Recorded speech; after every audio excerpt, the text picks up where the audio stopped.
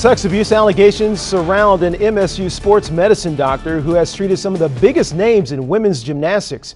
However, no one from the university has faced questions about the scandal. But that all changes tonight as one top MSU official sits down with 7 investigator Ross Jones. And Ross is here now with the interview you're going to see only here on 7. Ross. Carolyn Curtis, good evening. Larry Nassar is a con man. Those are the words of a longtime Michigan State trustee who says the gymnastics doctor would have abused patients regardless of where he worked. But his accusers say there were plenty of warning signs that should have tipped off MSU to his conduct years ago. A doctor should be trusted like a priest, a pastor. You can't blame yourself. I was there, and I have guilt because I was there, but I know it's not my fault. Some at Michigan State University would have you believe the pain their former employee Larry Nassar is accused of inflicting is his fault alone.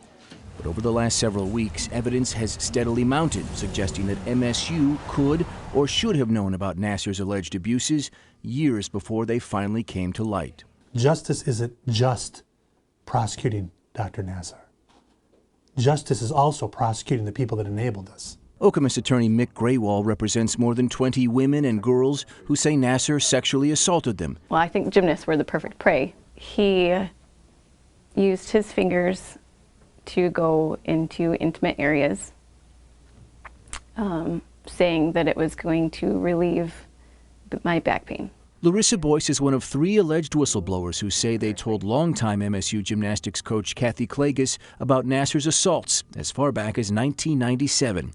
Through her attorney, Klages denies the allegations and says she would never do anything to put any gymnasts in harm's way. So far, have you seen or heard anything that would suggest to you that anyone at Michigan State University didn't handle this in the right way?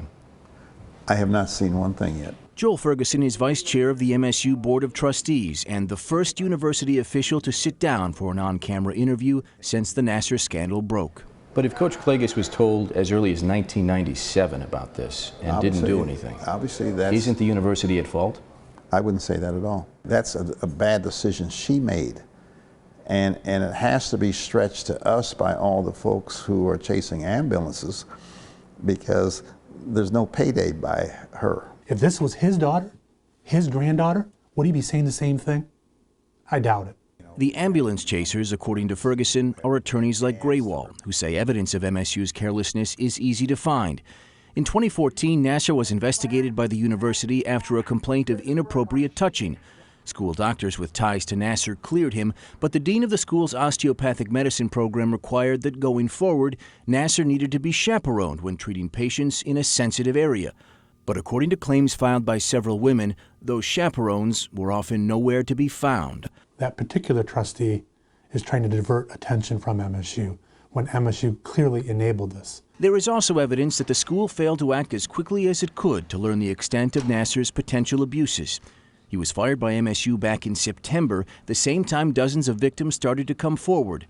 But it was only this month, on March 2nd, that athletic director Mark Hollis reached out to about 3,000 past female student athletes, asking if any had information about Nassar's alleged abuses. What took Hollis so long? That's a direct question for Mark, not a thing. He doesn't need me to be a filter. You can ask him. But Mark Hollis works for you, sir. But that's the point. But that's something he did. And as his boss, do you think he should have sent this letter months ago? I'm not even going to. I'm very happy with Mark Hollis's performance here, the athletic director. MSU, if they wanted to do the right thing when they terminated Nassar, they could have sent that letter out then, but they waited. Despite the evidence tonight that MSU could have acted sooner, Vice Chair Ferguson insists that when the school's investigation is all said and done, MSU's going to look great. And MSU wants to get to the bottom of this also. But if MSU wanted to get to the bottom of it, there were plenty of people, according to these victims, who could have. Then we're talking about the coach. We're talking about other doctors who say that they were told and they didn't do anything. That'll play out. Regarding why MSU waited until just this month to reach out to nearly 3,000 female athletes, well, a spokesman says the university had already kept alumni updated through media stories and posts to its website. We did ask to speak with athletic director Mark Hollis, but our request was declined. And late today, another MSU trustee reached out to me and offered a statement in response to our interviews with Nassar's accusers. It reads in part, "While I will not comment as a trustee due to the nature of this ongoing investigation, I will comment as a father with a daughter. It pained me yesterday to hear the victims. Rest assured, as a father and as a fiduciary of this great university, justice will be served. Well, that was good to hear.